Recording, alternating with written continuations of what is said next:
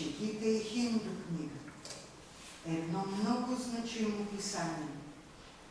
Аз казвам, че тя е светлината на Божественото в човечеството. Казват, че Гита се нуждае от представяне. Аз казвам, че Бог наистина иска да бъде представен чрез Гита. Арджуна е издигащата се човешка душа. Кришна е спускащата се божествена душа. Най-после те се срещат. Човешката душа казва, нуждая се от теб. Божествената душа казва, аз също се нуждая от теб.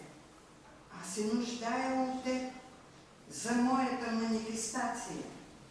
Ти се нуждаеш от мен за твоята реализация. Арджуна казва, о, Кришна, ти си мой, абсолютно мой. Кришна казва, о, Арджуна, нито мой, нито твой. Ние сме цялото, завършено отвън и отвътре. Гита е уникална. Тя е писанието на писанието. Защото тя учи света на това, че емоционалната чистота, автентичната посветеност могат да вървят ръка за ръка с философската твърдост и непривързаната динамичност. В Гита има 18 глави. Всяка глава разкрива специфично учение на особена форма на йога. Йога е тайният език на Бога и човека. Йога означава единство. Единство между крайното и безкрайното. Единството между формата и безформеното. Йога е, която разкрива върховната тайна. Човек е утрешния Бог, а Бог е днешния човек. Йога трябва да бъде практикувана в името на истината. Ако не, търсачът ще бъде тъжно разочарован. Също така, човешката реализация на Бог е заради Бог. В противен случай, неизказуемо недоволство ще бъде неизбежната награда на човека. Гита е олицетворение на ведите. Тя е спонтанна, съчетава в една форма божественото и човешкото. Тя е най-чистото мляко, издоено от вимето на най-просветляващите Упанишади, което да нахрани човешката душа. Гита изисква от човека приемане на живота и разкрива пътя към реализиране на най-висшия аз над нисшия аз. Чрез духовното изкуство на трансформацията – физическа, витална, ментална, психическа и духовна. Гита въплъщава душата мъдрост, сърцето любов, ума знание, витала динамизъм и тялото действие. Гита е епизод от 6 книги на Махабарата. Махабарата означава Велика Индия. Главната история се върти около грандиозното съперничество на две фамилии братовчеди. Тяхното потомствено кралство е ябълката на раздора. Съперничеството завършва в края на велика битка. Битката на Курукшетра. Курукшетра се нарича още Дharmaksheta.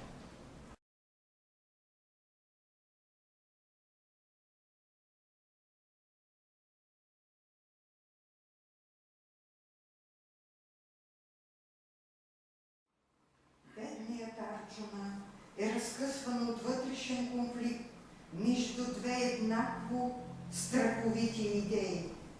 Трябва ли да воюва или не? Аргументите на Арджуна срещу войната са много угодни за човешкото разбиране. Кришна прочети сърцето му. Умът на Арджуна беше объркан. Не мъжествената сантименталност в сърцето си Арджуна взе за любов към човечеството.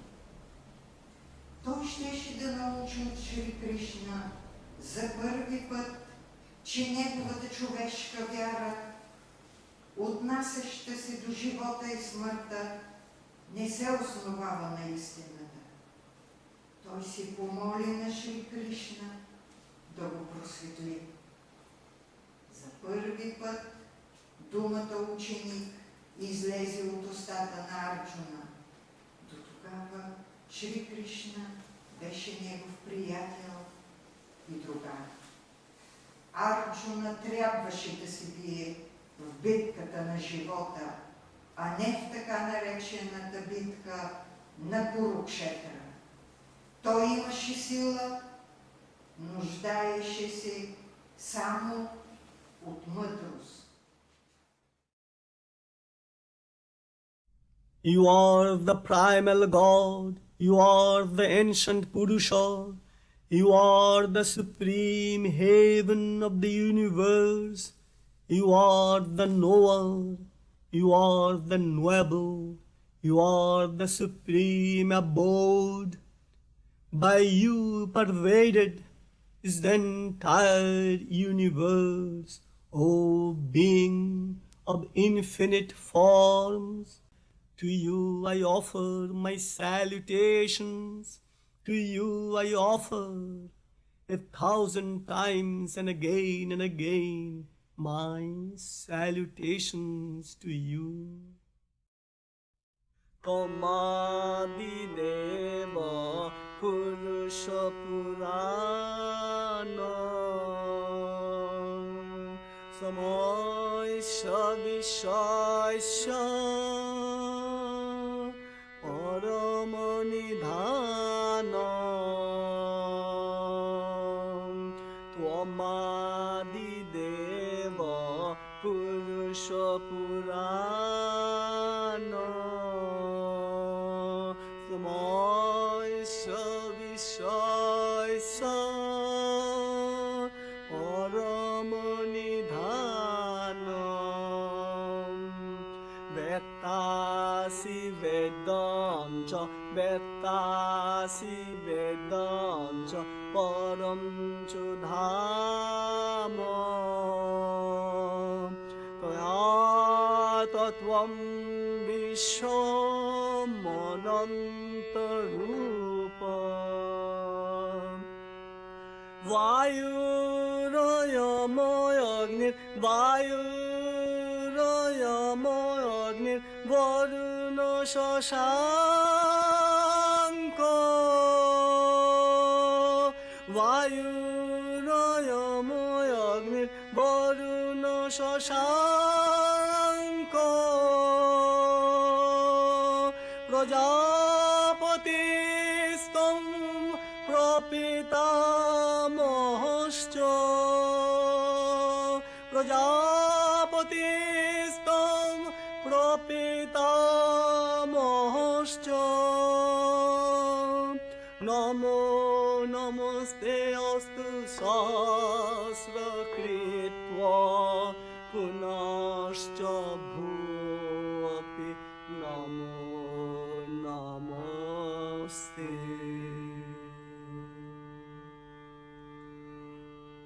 Namo Namaste Astu Sahasra Kritva Punascha Bhuapi Namo Namaste Tomadideva Purusha Purana Samoisha Vishwaisa Paramanidhana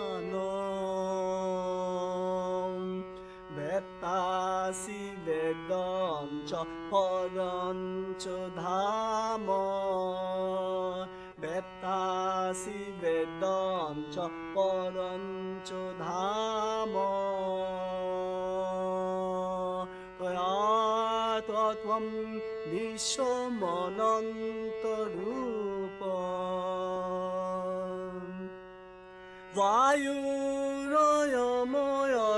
বায়ুরয়ময়গ্নির বরুণ শশাঙ্ক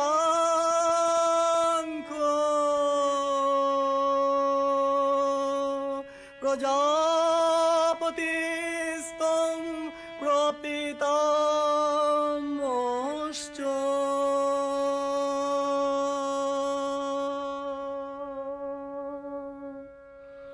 নমো নমস্তে অস্তু সহস্রকৃত্বা পুনশ্চ ভূপি নমো নমস্তে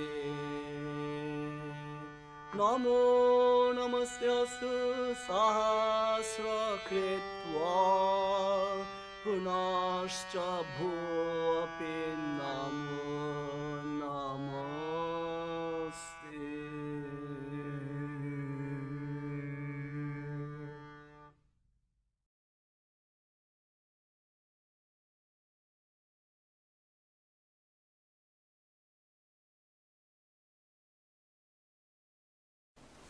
Господи,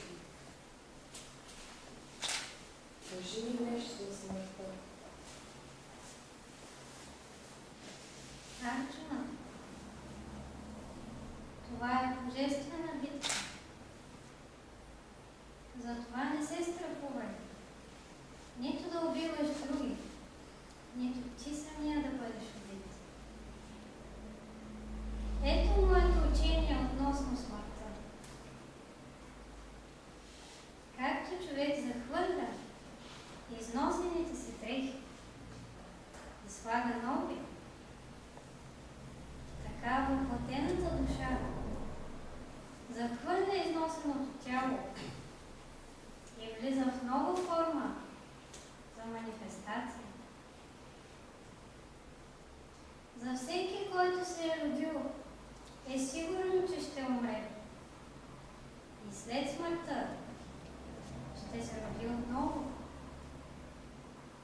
Така че, защо е нужно да скърбиш?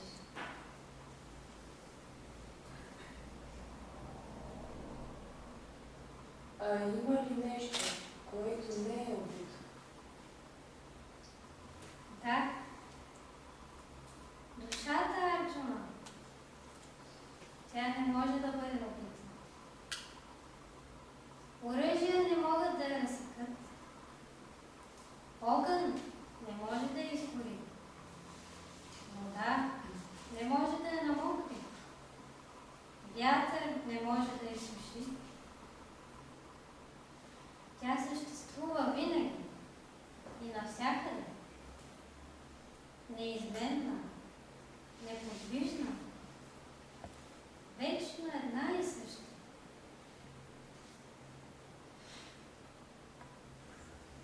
Но кишава. Ръцете ми все още отказват да вдигнат свещения род към Дива.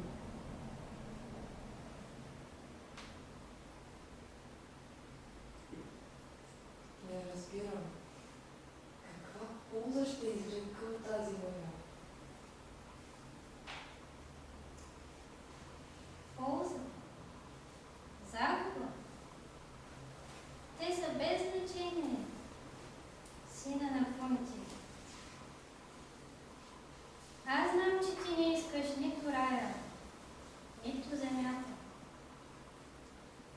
Така че отиди отвъд победата и поражението, отвъд печалбата и загубата, отвъд щастието и мъката. Просто върши своята дарма. Това е карма йога. Като посвещаваш всичките си дела на мен, в пълно знание за мен, без желание за изгода и отхвърлил всяка инертност,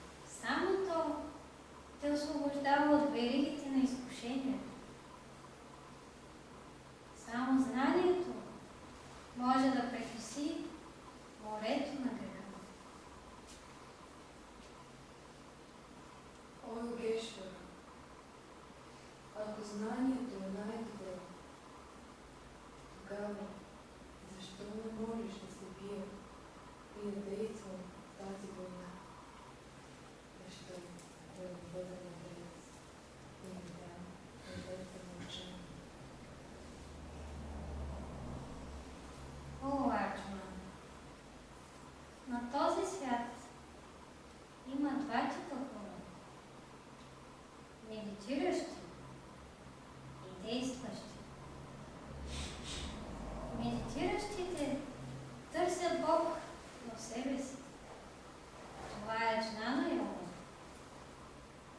Действащите се опитват да постигнат Бог чрез действие. Това е карма йога. Но да търсиш Бог в себе си също е действие. Този живот е невъзможен без действие, Арджуна. Очите ще гледат, ушите ще слушат. Човека, който насилствено потиска сетивата си и се опитва да медитира, не е джнани, не е йога, а лъжец. Един истински йоги не потиска сетивата, Арджуна, а ги контролира, като им дава посока със своя буден ум. Вземи мен за пример. Аз няма нужда да правя нищо в трите свята. Няма нищо, което да не мога да получа. И все пак, аз съм пред теб, извършвайки своя дълг. Аз доказвам, че живота в действие, без желание, е възможен. О, Арджуна, ти си мой бхакта, мой приятел. Затова аз ти давам това изгубено познание. Аз го разкрих на Сурия, който го даде на мама, а той на своя син Икшвара. Кришна, Сурия е древен. Ти си роден в тази епоха. Как е възможно, че да си му дал това познание? Арджуна, ние двамата сме имали много прераждане. Аз изпълням всичките, но ти не. В известен смисъл, аз съм вечен и неунищожим. Господаря на всички живи същества. Но чрез моята удивителна сила аз се раждам в Бог. О, потомък на Барата! Когато справедливостта е в опасност и несправедливостта вземе върх, аз се въплъщавам. За защита на предано дадените и за унищожение на злите и за установяване на вътрешния закон на живота. Аз идвам лично във всяка епоха.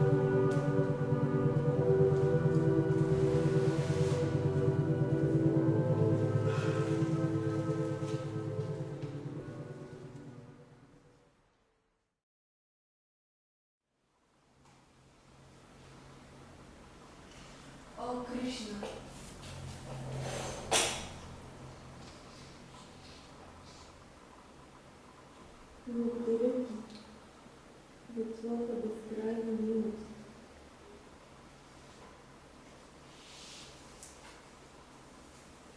Благодарение на нея аз познах истината. Всички мои съмнения са премахнати.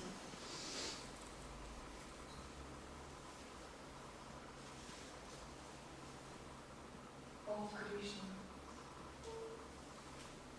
аз имам едно върховно желание.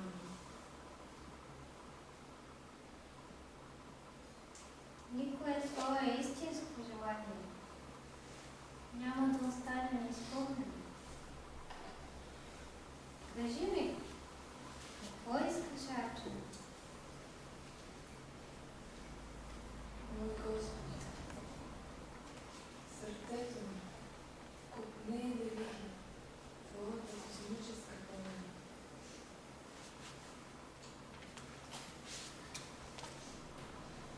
Не можеш да я видиш с тези очи, Арчана. За нея имаш нужда от божествено зрение.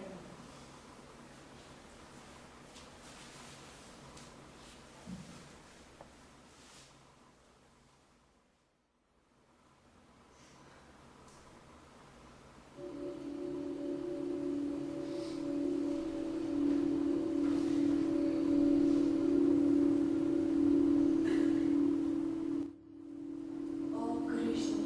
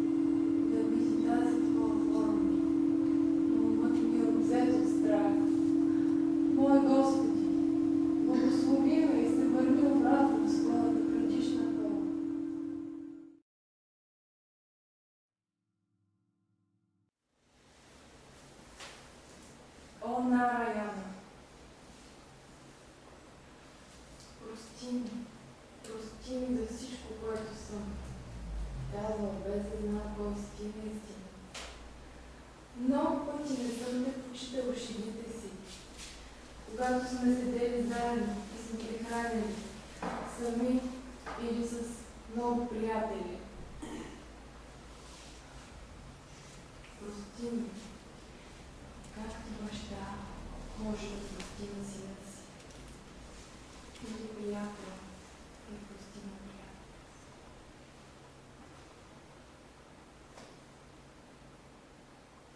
Между баща и син, между приятели, няма прощаване.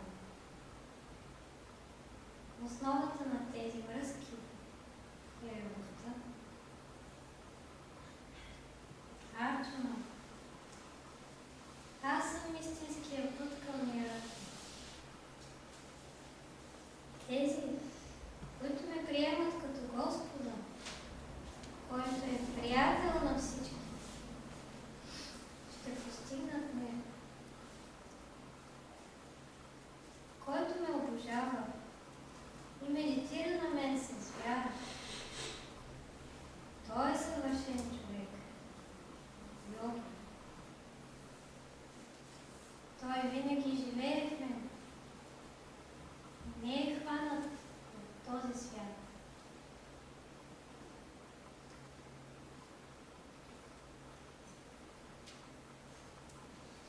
Мой Господи, винаги, когато съм те питал за съвет, ти винаги си ми давал правилния съвет, който е подсилвал сърцето ми и е изпълнил моята сила. Но днес аз те моля да ми кажеш какъв е твоят върховен съвет за мен. Арчуна, непривързаността и отказване от егоизма. Затова, ако искаш да мислиш, мисли само за мен. Установи единството с моя ум. Посвети живота си на мен. Пожертвай дъха си за мен. Предайми се. Изостави всички видове религии и просто ми се отдай. Намери подслон само при мен. Аз ще те освободя от всички грехове. Не се страхувай. Ако ти сториш това, аз ти давам думата си. Ти наистина ще дойдеш при мен.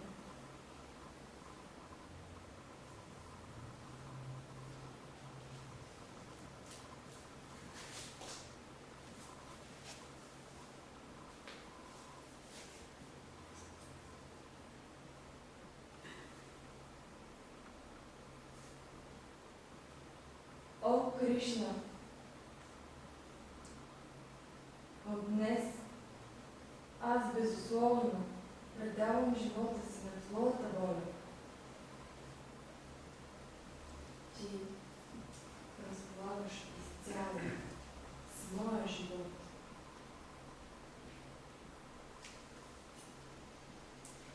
Арчуна, ти си ми скъп, моята роля. Ти си ми по-скъп, моята душа. Ти си ми най-скъп, моята цел. В теб е моята върховна реализация. С теб е моята върховна манифестация. Затова просто се сравнявай и ще победиш враговете си. Самия Сачи, ти можеш да бъдеш просто инструмент в тази битка. Затова вдигни лъка си, Гандива, и се бий.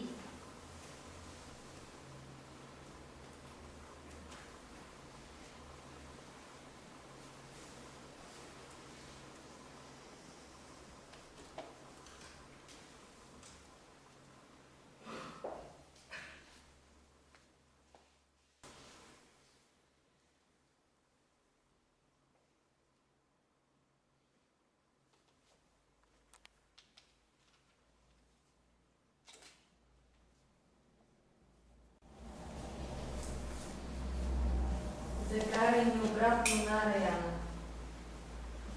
И аз ще се бия. Няма да се страхувам, нито да убивам, нито да бъда убит. Аз трябва да се бия, за да победя небожествените си.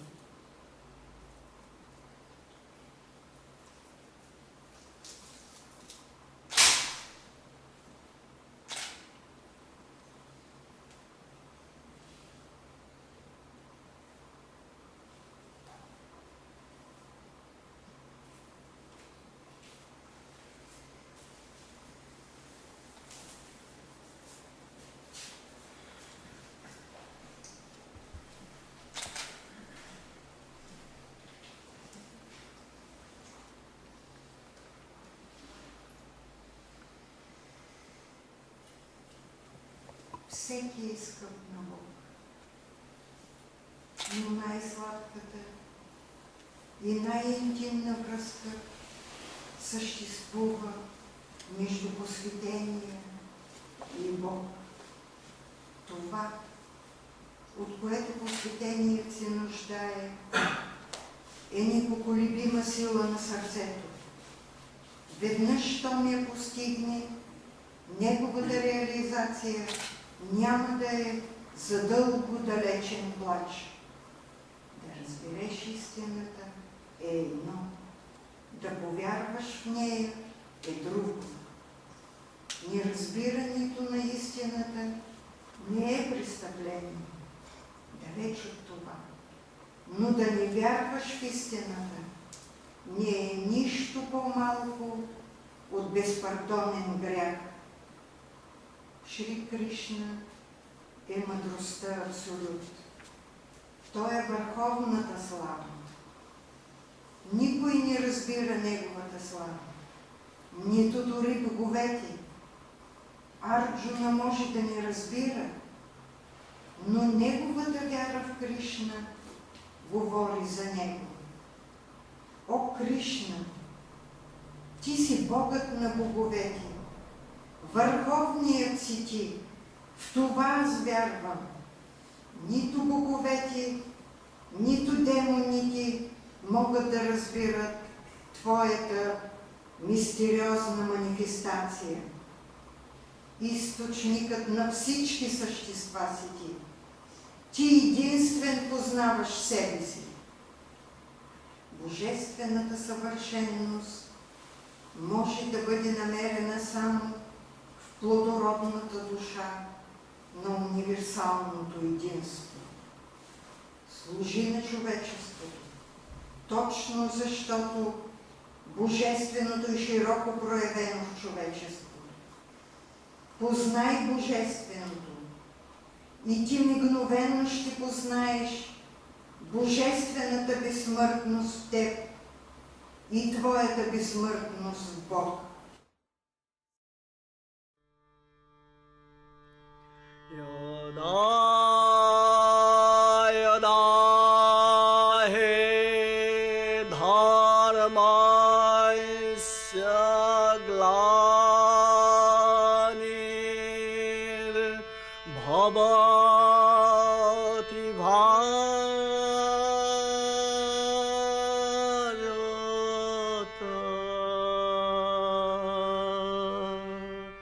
avyuthanam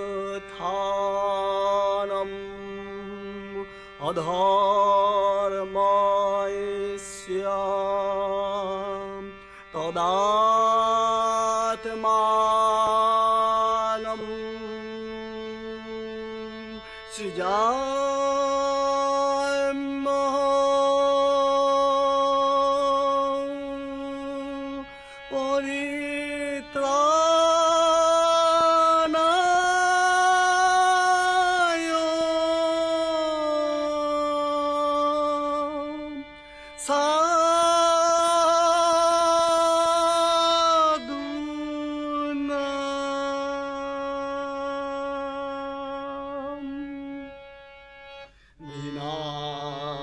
विनाशाय च दुष्कृताम् धर्म संस्थापनार्थाय